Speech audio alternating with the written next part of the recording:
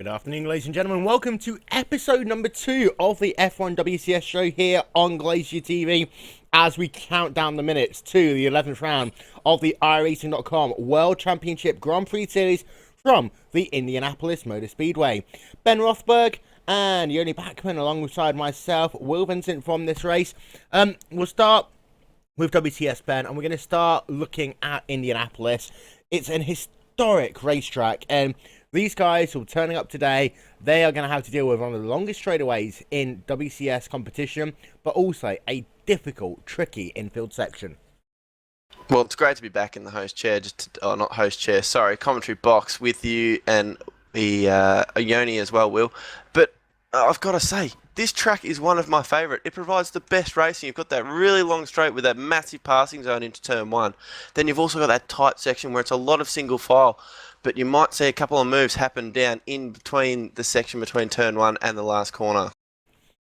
And when you looked at the iRacing.com Pro Series of road racing that took place before this season, there was those drivers that went with the traditional setups, and then you had those drivers that decided to be brave, take a clicker wing off, make that 7th gear a little bit longer to try and make that pass down into turn number 1. There really is only 2 real passing zones, one on the front stretch, one on the back stretch, and really it could make for a lot of passes down into turn number 1, but at the same time, up front, we all know that these guys run very different, say similar even gear sets, and that makes things a lot more difficult to try and complete a pass. I do agree. I think you're going to see a lot of different wing settings, as you mentioned. Some people are going to go for the higher downforce, like the one-click wing up higher than the other guys, who they want a lot of control through turn 1, turn 2, turn 3, the really tight section of sector 1, before they hit that back straight. And it's going to be key for them to gap the guys who have got the less wing before they get to the straights, because they're just going to get freight trained, really, as they come to the straight. And say there's a lot to talk about for the 11th round of the iRacing.com World Championship Grand Prix Series. A lot of things have been going on behind the scenes from the last race at Spa-Francorchamps. I think the first thing to talk about from that race at Spa, Ben, was what happened on that final lap between Jake Sturgios. I believe it was Jeremy Boutaloop. I probably got that wrong, but hey. Coming out the final corner, and it did look as though Sturgis just was not happy about the fact that he had some guy slotted down the inside on the last corner of the last lap while he's trying to run for essentially 3rd place in the championship. Yeah, it's exactly right. It's exactly the way I saw it as well, Will. And also, from that, he did get some penalty points for that. Because he actually didn't take penalty points earlier, they forgot to remove them, we'll say.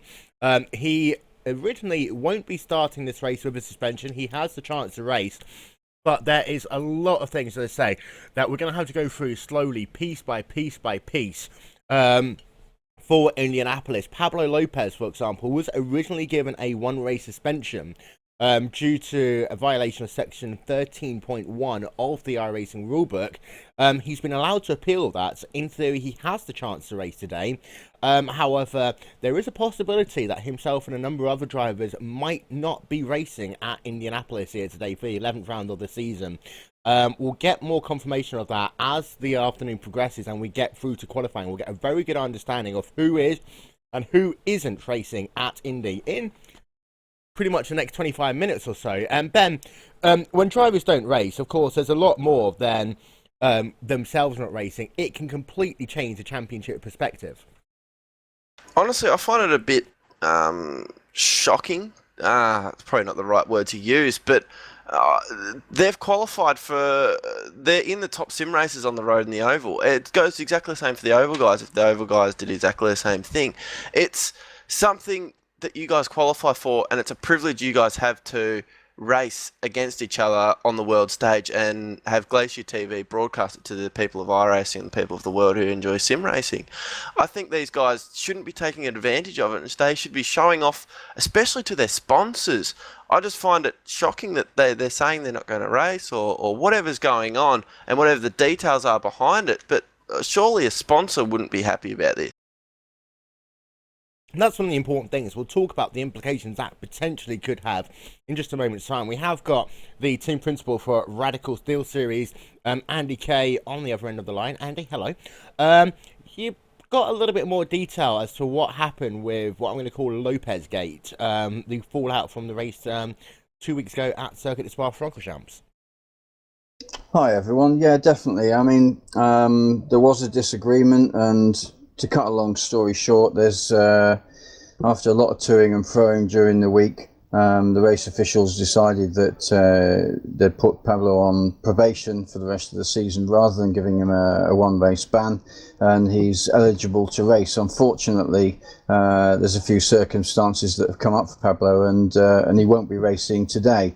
First and foremost, from our team perspective, our heart and sort of feelings go out to a good friend of Pablo's that passed away this week in that horrible train accident that happened in Spain, and that's affected Pablo for sure, and affects his desire to race this week. And also he's got another hot lapping competition he's got to take part in, which will maybe lead to real racing. I don't want to go any further on that one, but factors like that do affect your temperament with regard to if you're feeling up to racing.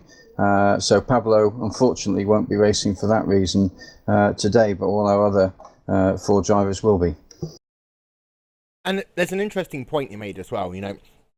Originally he was suspended from the race, but now he at least had the chance to race, and that's a big difference between having that stripe of suspension on your back to actually being able to freely choose whether or not you can or you can't race. So even though he isn't making that trip down to Indiana here today, I'm guessing in some ways that you're pleased with the overall outcome.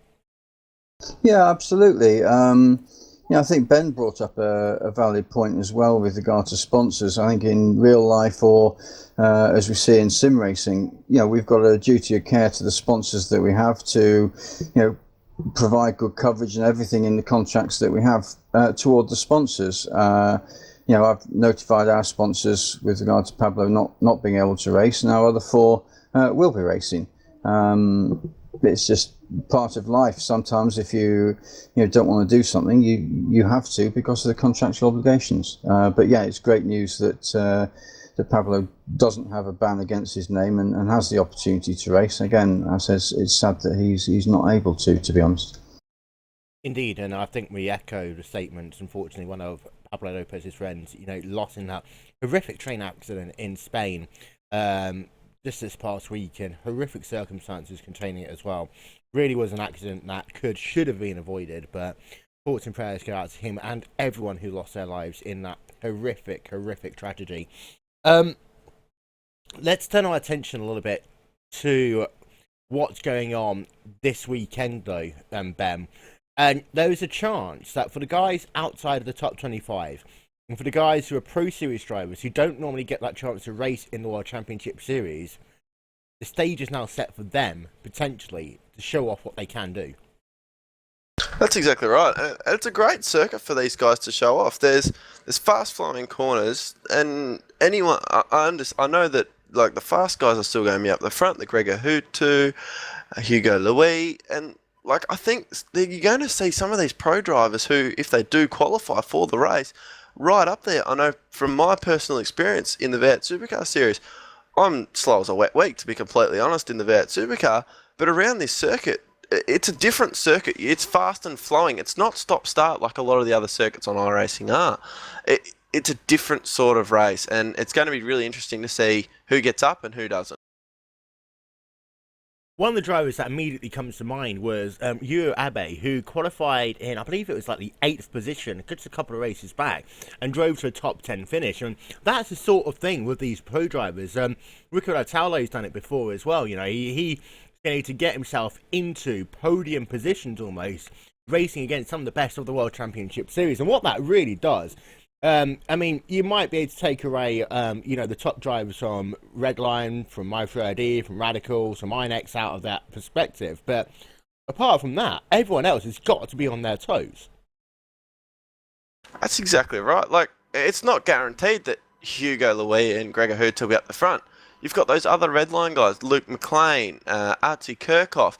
Then you've got the guys from Glacier, Riku. Then you've got the guys from Radicals, Jeremy Bootaloo. Then you've got the guys from everywhere, just about. And it's not only just these pro guys who are coming through.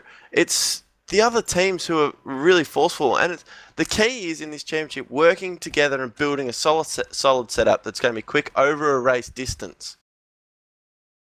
Over a race distance is important. With Indianapolis as well, if we look at the track a little bit, it can be a tyre killer, and you've got to be gentle on those tyres in some ways because it is a long race. The amount of laps that we turn at Indianapolis, it's a lot more than what we do at some other tracks because it's a very, very short circuit. And because of that, it means that these guys are going to have to go through turn number 1 and 2 73 times. They're going to have to go through the complex 73 times. They're going to have to take the final corner of the racetrack 73 times in this race. And that can really put strain on the tyres and the drivers.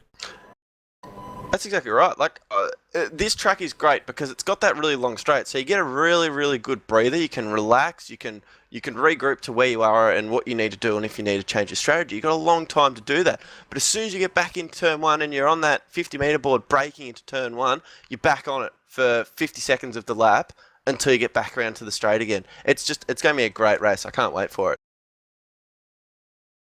The 73 laps will be at the 11th round of the iRacing.com World Championship Grand Prix Series. That will be starting at 1:50. No, I'll take that back. Yeah, 1:50 p.m. GMT on GlacierTV, Channel 2. For more information, head over to www.GlacierTV.com.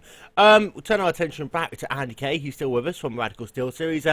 Andy, I'm guessing your guys have taken a number of different approaches when they come to this racetrack. Yeah, definitely. I think one thing that hasn't been talked about so far is there are a lot of different cones on the track. And you have to look at turn 1 in this particular race at Indianapolis, where there are a lot of cones on the right-hand side as you go into the corner.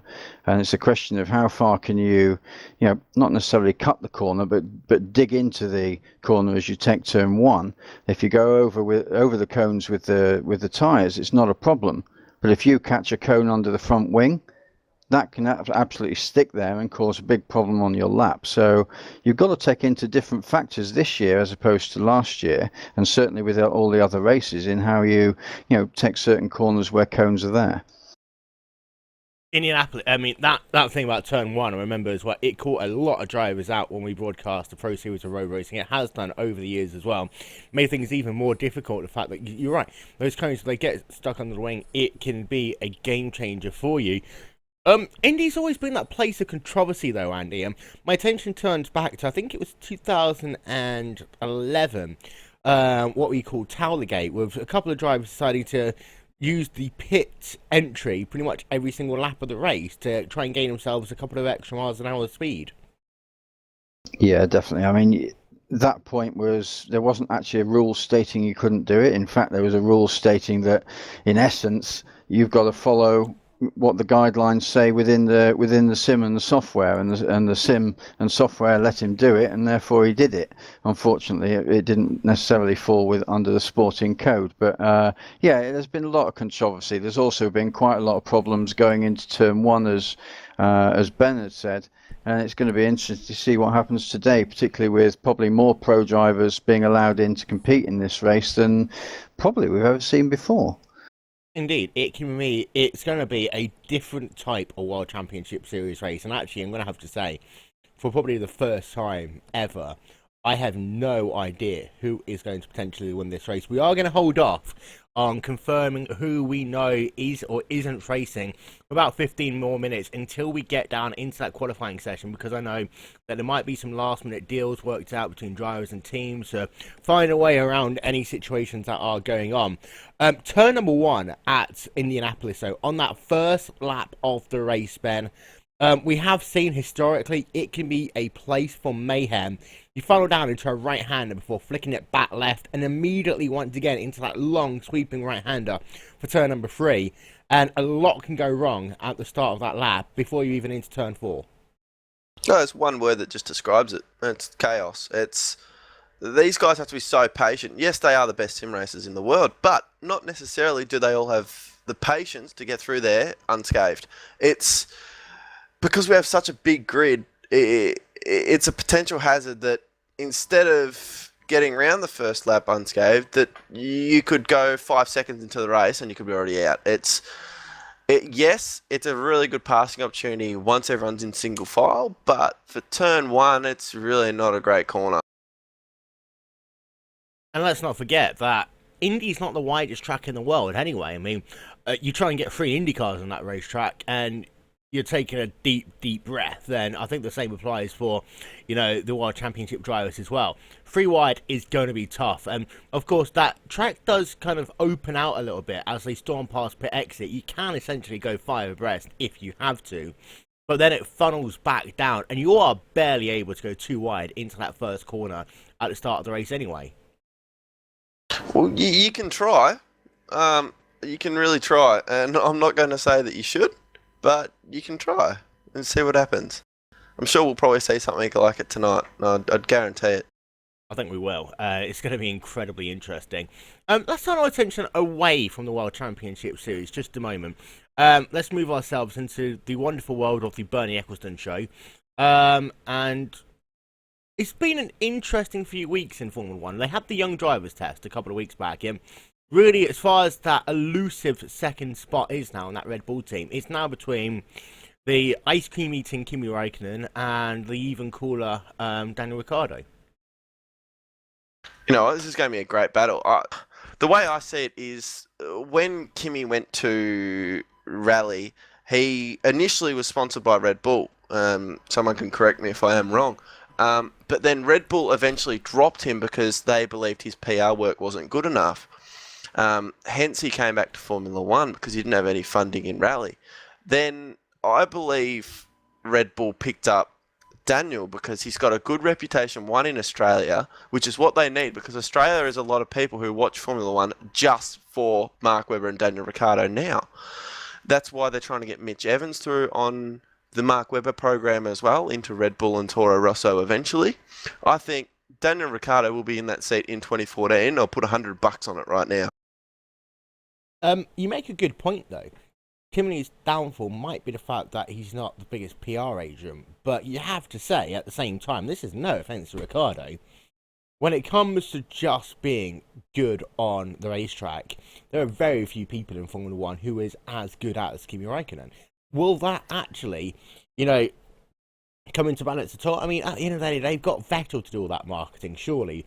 Räikkönen, in some ways, he works better as a driver when you just sit him outside with a Magnum.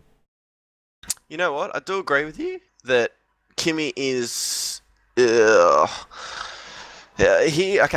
is quicker, but you would never know what Ricciardo can do until you put him in the same car which as Kimi has been in. The Toro Rosso, yes, it looks like it's good on one lap, and it's good. It's got him into the top 10 like we've seen tonight at Hungarian. Spoiler alert to anyone, sorry.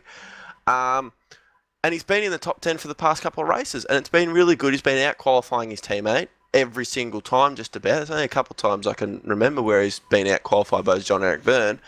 And I think overall that Red Bull aren't looking for a number one driver. They are looking for someone who's got PR, speed, and who have got the reputation to bring more people to the Red Bull brand. And I think that's why Ricciardo is the man for the seat. You talk about out-qualifying your teammates. That's what Räikkönen didn't do, spoiler alert, at the Hungarian ring today. By the way, there are going to be a lot of spoiler alerts in the next 10 minutes. Deal with it. Kimi Räikkönen qualifies behind the flying Frenchman Romain Grosjean. So, all of a sudden, Räikkönen, when he needs to be at the top of the timetables, only starts 6th. Grosjean starts 3rd. Sorry, yes, I'm just trying to get the results up on my phone now. Just bear with me. Shall I just do it for you? Hamilton, Vettel, Grosjean, Rosberg, Alonso, Räikkönen, Massa, Ricciardo, Perez, Webber. They're your top 10. Yep, okay, thank you. Well, okay, the way I see it is, yes, you really, all the cars are so different, and that's the major issue. Everyone who doesn't watch it or go into depth about the drivers and how the movement works, they all go, oh, Red Bull put Kimi in the seat because he's quicker. Not necessarily is he quicker because you haven't put Ricciardo in the same seat, the same car.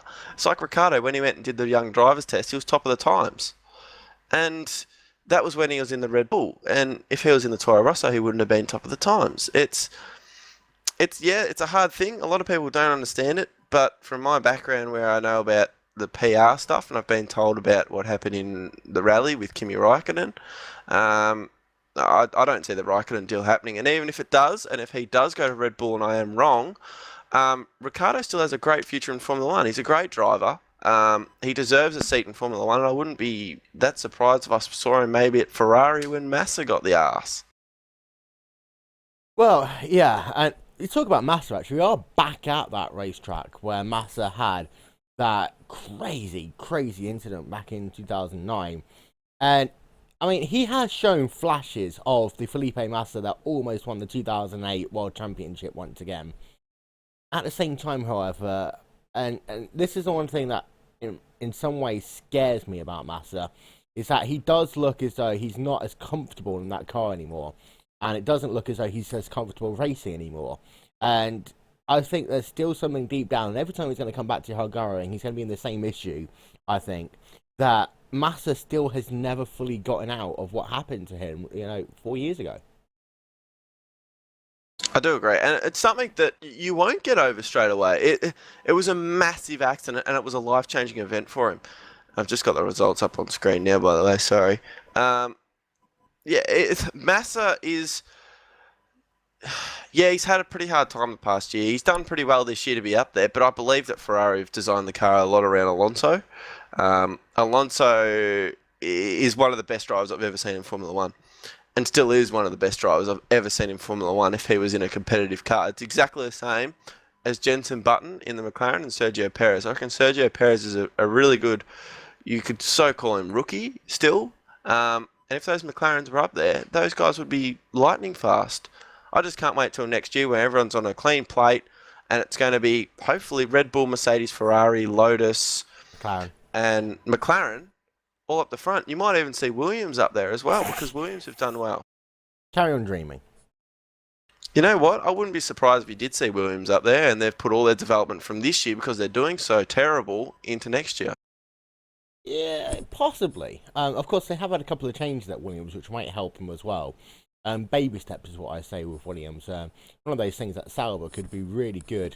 2001, when Raikkonen actually came into F1, they made a huge leap, but then they just trailed off because they didn't have the opportunity to continue that development. And that's one of those things, Let's talk about cutting costs, but at the same time, let's spend more money than ever before.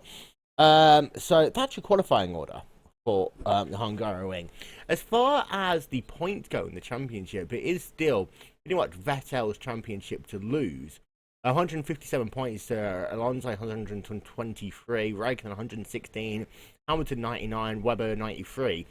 Reality is, Hamilton's going to need a miracle, Raikkonen's going to need a disaster, and Alonso is going to have to start winning. Yeah, basically. Sebastian Vettel, past 3 races, a win, DNF, win.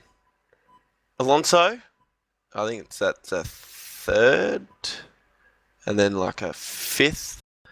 I'm looking at the points. I'm not doing very well here. Raikkonen's had, in the past 3 races, he's got 2 points at Canada, 10 points at Great Britain, and 18 points at Germany. These guys, Raikkonen and Alonso, have not been consistent at all. Go back to Monaco, where Alonso only got 6 points. Even Bahrain, where he got 4 points. It's the early steps in the season which count a lot. Where you look at Vettel, and he got from Australia through to China, he got 15 points at Australia, 25 points in Malaysia, 12 points in China. Those points kick-started his season. Yes, Kimi got 25 points in Australia, but he only got 6 points in Malaysia. Fernando Alonso didn't even score in Malaysia after the DNF down at turn 1. So, I really think Sebastian Vettel, yes, he's a great driver. I believe he's completely arrogant, and I really don't like the way he acts. But God, he's a good driver. I was about to say, you did watch that Malaysia race in great detail, didn't you? But I think that's the thing as well. Ferrari, they've always been better in the second half of the season, and the fact that Alonso is as close as he is gives perhaps a little bit of hope to the writers at the Gazzetta dello Sport and, the people back at Fiorano. Raikkonen, it's not going to be a championship year for him. He'll probably get 3rd in the championship, but that Lotus is too unpredictable. And the thing is, the Lotus as well, they mess up their strategy calls 2 weeks in a row, 2 races in a row, by doing the completely opposite wrong thing at 2 different times. So if they had actually flipped that around, they could have won both races, for Christ's sake. It's not that. I don't say it's low. There's been a lot of mistakes in Formula 1. Look at Webber last week at Germany. He had the car to win the race last week, lost a wheel, went a lap down, came back and got 6 points. It is those fight backs that make your championship a little bit better. 6 points could be between, it just about is, between him and Nico Rosberg in 6th position. I was just quickly looking at the World Constructors' Championship. Red Bull 250 points, Mercedes in second on 183, closely followed by Ferrari on 180. Lotus, then Force India round out your top 5. McLaren in 6th, Toro Rosso Sauber rounding out your top 8. Then you've got Williams, Marussia, and Caterham haven't scored. Red Bull, pretty much done deal, I would think, halfway through the season. 250 points. Oh, definitely, and that's the thing as well with Red Bull, is they put a lot of time and effort into that constructors, and they want to win that constructors. You had to look at Ferrari back in '99, and they actually almost thought, yeah, constructors championship, let's put it to one side. We still want the drivers championship, which, as far as I'm always concerned, Ferrari was always the team back in the day, and it shows just how much Formula 1 can change over the years. But I think Red Bull and McLaren, they still really care about that Constructors' Championship. I think Ferrari a little bit less so. I think Lotus a little bit less so. But this, in my opinion, comes back to the whole Red Bull debate. You're going to need to have 2 consistent drivers at Red Bull. You have 2 consistent drivers right now. Webber's been plagued by bad luck, but you're going to need to make sure... I mean, for example, if you put Grosjean into that car, you're never going to win the Constructors' Championship. That's exactly right. I think that's why I believe... I think Kimi next to Vettel, even though it looks like, oh yeah, they get on all these photos going around, and there might be rumours because these guys are talking in the paddock. On the racetrack, they're worst enemies. Sebastian Vettel and who I'm talking about, Kimi Räikkönen, they grew up together. They went through karting and blah blah blah blah blah. Kimi's a little bit older than him, yes, but Vettel was around and challenging, and he knew that he wanted to be as good or better than Kimi Räikkönen as he was coming through GP2 and Formula BMW, because Räikkönen was at McLaren winning with Mika Häkkinen. And that's why I think those 2 guys will not be good in the same car together, because they'll be fighting too much. I think you've got a good point there. And I think that might be one of the decisions that Horner puts into consideration. Very quickly, it does seem as though we have got Kimi Räikkönen on the phone. Just give it 1 minute. Ben, would you like to ask him a question? Yeah, can you speak a little bit louder? I'll just start with that. And actually open your mouth. But are you driving for Red Bull next year, mate? Well, I'm not quite sure. What will happen is that maybe I will be able to drive a Red Bull, maybe I'll have to stay at Lotus team, but who knows. I just want to go out into a car that will drive fast and then go back home and, be out to eat the ice cream. Thanks, mate. We've got to leave it there. We've got to wrap it up before qualifying starts for the World Championship Series on iRacing.com, right here on GlacierTV with Will Vincent in the host chair. Andy Kay is still with us, and we're going to get back to Andy because he is a great guy to talk to and a lot of inside information into Radicals and the series, and myself, Ben Rothberg. I'll hand it back over to Will. We're finding out. We're going to find out within the next 2 minutes who is and who isn't taking part in this, the 11th round of the iRacing.com World Championship Grand Prix Series. We're going to be with you for the entire 15 minutes of qualifying, and we're going to find out. And this, for some of the pro drivers right now, I think they're going to be in a world of excitement. There's going to be some drivers who's going to be licking their chops thinking, hey, I can win a World Championship Series race. There's going to be a couple of drivers sat on the sidelines, and they're thinking, okay, I'm doing what I'm doing for a reason. However, they could be putting paid to their chance, potential top 5 finish in the championship. Yeah, I was about to bring that up before, actually, because I was looking at the series standings, and then we got on to real life stuff. I'll just quickly bring up the page. There's a couple of guys that I think you're going to see tonight, and they need good results in the back half of this season, who are outside the top 25. Blake Townend, is one of them. Andy, we'll get back retired. to you on Blake. Oh, yes, I do remember seeing that on Facebook, unfortunately. Ben Cornett, the typical Aussie bloke. Hopefully we'll see him back. Pablo is in 33rd position. But isn't racing today. Pay attention. Yeah, I know that. Just let me go on. He's only 15, more than that. 16 points out of the top 25. Riku Alatalo, Andrew Slocum, Jesper Pedersen. A lot of these guys haven't done many races. But these guys are quick guys, and we need to see them in the series because they provide good racing. Right. The way it works is, actually, to start before anything else, Antoine Hegelin might get himself a penalty there because he went onto the racetrack before the green flag came out. And the way it works for a track like Indianapolis, you have a slightly different qualifying procedure that you have to wait for the green flag to be displayed before you can actually go out and start your laps. I'm just having a look. Maybe a couple of other drivers might have fallen foul to that as well. We will get confirmation. But the important thing is, there is no Gregor Hutu in this race. There is no Hugo Louise. There is no Ati Kirchhoff. There is no Martin Kroenke. Max Alorco is going to be racing after all. We thought that he might not be racing. Pablo Lopez is at least qualifying for this race. Whether or not he starts is another question. Our top four in the our top four drivers, arguably, of course, Kroenke isn't around for much of the season anymore. But our top four drivers, arguably, aren't racing here today. It's really interesting to see. That's actually interesting to see that both those red line guys, as you mentioned, Artie Kirchhoff and Gregor Hutu, aren't racing. But I was actually talking to Luke McLean today, who's also a red line driver, and said he actually is racing. That is incredibly, especially, and that's the thing as well. I'll bring Andy Kay back into this. If you're in a team like that, you know, you've got multiple drivers represented in the World Championship Series. Wouldn't it surely be a case of you either all race or you don't race at all, or is it down to the individual drivers to make up their minds in a situation like this? I think it depends on the team and how it's managed, to be honest. I mean, quite a few teams don't have necessarily strong management in terms of telling drivers what they should and shouldn't do, and leave it down to the drivers to make their own decision. Some teams don't have specific sponsors, for instance, to fulfill contractual obligations. So it depends wholeheartedly on what the team structure is like and what the team management's like as to what the drivers can and can't do. Right, that's a simple response. I'll put it to you.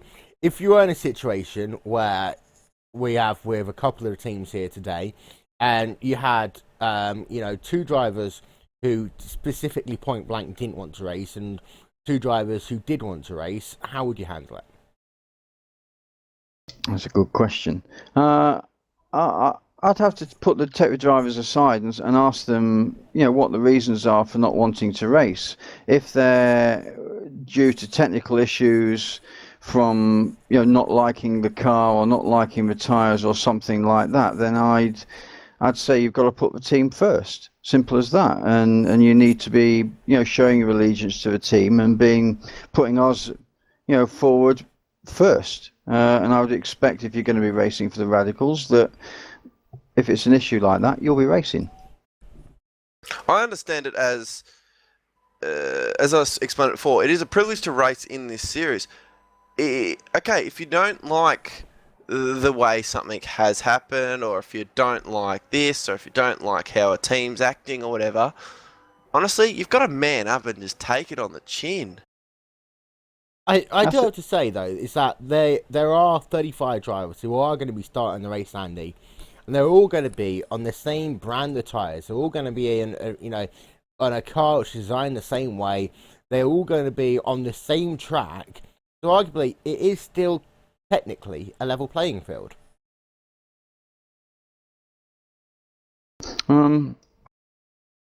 Yeah, it is. I mean, back to your question. I think For your previous question regarding drivers, I think you've got to show respect for the series that you're racing as well. Just coming back to that point, I would hate to think of, for instance, drivers that should compete instead are, showing that they're at the track and willing to race but not racing. I think that's a bit of a diss to the series and showing a lack of respect. Back to your question, yeah, it's great to see 35 drivers, and the positives are for those that are competing, they've got a chance to earn more points, and for those that are just recently got their pro license, it's a great opportunity as a precursor for next season to come and race and see where they stand and also take part in this great series. And Ben, we'll actually go right to the biggest issue of the day. This really is going to hurt Hugo Luis's chance for the championship for the simple fact that at the end of the day, he needed to be taking points away from Gregor Hutu every single race.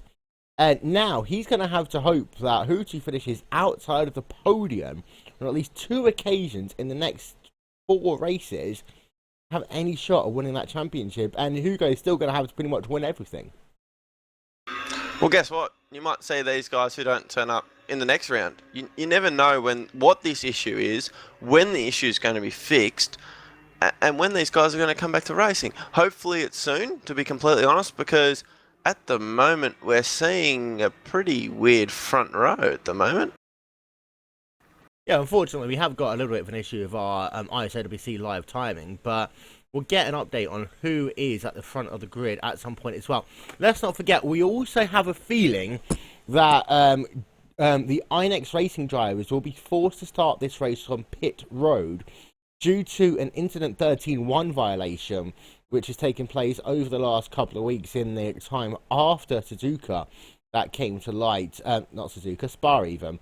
So there is a chance that the INEX racing drivers have to start this race on pit road, Ben. And what that means is we know that INEX are by far the fastest guys in a straight line. We are potentially going to see guys having to come from the rear to the front. Guys at the front having some great battles here today. I mean, yes, the star power might not be in this race here today. But what we have got, as I said about 15 minutes ago, I have no idea who's going to win this race. Well, at the moment, I'm saying I'm going to make an absolutely hash of this name. Yahoo Abe on pole on a 106.9. I do believe he is a pro driver. He is. Yeah, and Luke McLean in second after all their laps are finished. We've still got about 5 minutes left of the qualifying Barazini session. to pole. Barazini has just gone to pole position in that Triple M car. Ahead of you, Abe.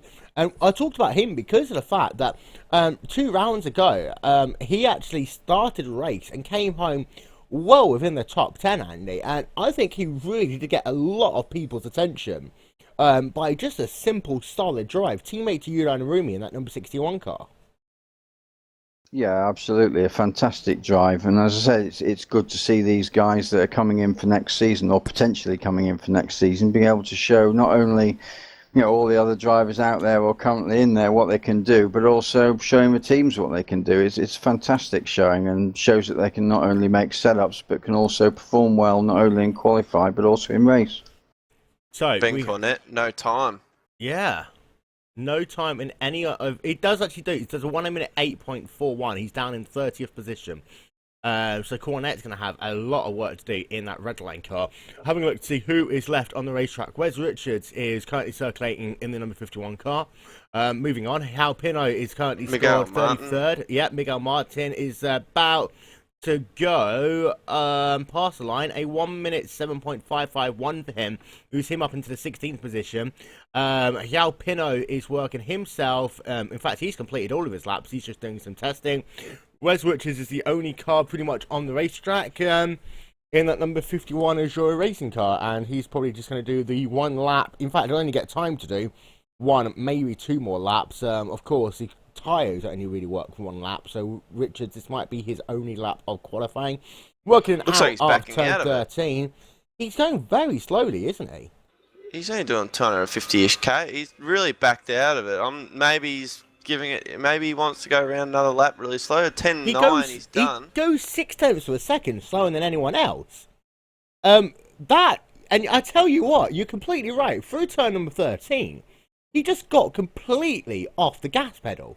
Simple as that. Yeah, I'm not sure what's going on there. Maybe it's a strategy or something, but it does look like he has qualified at the moment. 35. Yeah, I have no idea. Unless he actually wanted to start the race from the 35th position, I have no idea. We're going to step aside for about 10 minutes. We'll be back for live coverage of the 11th round of the iRacing.com World Championship Grand Prix Series. The confirmation is this: Fulvio Barazini, pole position. Yuhu Abe in the second spot. Luke McLean third. Mo Garfilo in fourth. And Yudo Narumi rounds out your top five. If you're wondering where the likes of Hutu, Louise, Franke, and Kirchhoff are, they're not here today. What we need now is a great 73 laps.